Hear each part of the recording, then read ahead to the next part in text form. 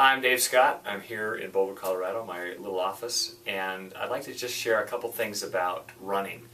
One of the areas on Run for triathletes is that it happens to be the third event, and a lot of us suffer emotionally, psychologically when we get off the bikes and say, gee, now I've got to run, whether it's Olympic distance and we've got to run a 10K, whether you've got a half Ironman distance, 21K, or a full Ironman distance. Sometimes that distance can be mind-boggling, and there's a few things that I'll share with you that I kind of fell into, and I also coach a lot of athletes, and I quite often tell them these same hints. So the first one is you always want to have a mental roadmap of your race course.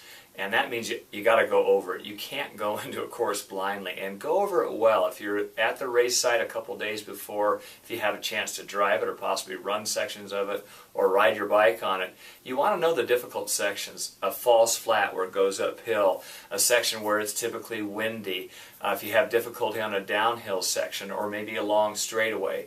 Quite often when you look at those segments, they're not equal in length. And so if you take this mental roadmap and divide that race up into pieces or segments, it'll become a lot easier. When I used to race Ironman, the last thing I wanted to do was to say, gee, I got 1 mile down, I've got 25 to go. Just a terrible way to look at a course. And I think a lot of us think of the enormity of the race. So once you have this mental roadmap in place, it'll allow you to have these mini races. Even within those mini races, you may struggle, and there may be periods where your legs feel really heavy. You feel your chin start to drop. So there's a couple technique things that will help.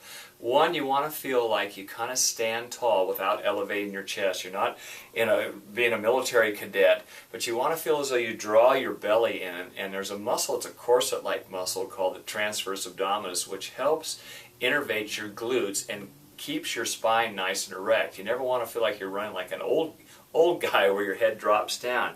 You stand nice and tall.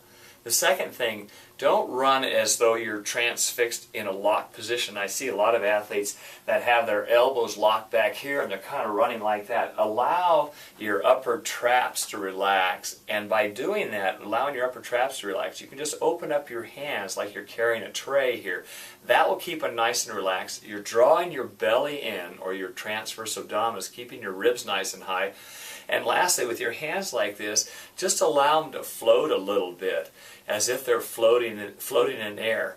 So hopefully those tips will help. Again, I want to go back just to that first mental one.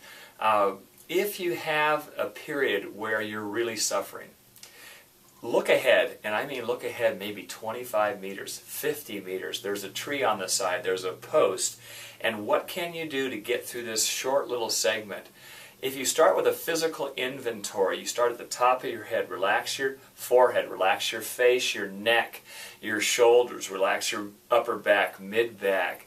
Feel as though your hands are nice and relaxed and your hands are open for a second. Don't keep your fists clenched. And lastly, what are your feet doing? Make sure that your feet feel as though they land softly and that you don't have your toes flexed. So you do this physical inventory starting from the top of your head, flowing all the way down to your feet and back up. And you'll be surprised at how you'll get through those rough spots. You'll get to that tree and all of a sudden it'll smooth out, and the next 500 meters or 1K will feel effortless.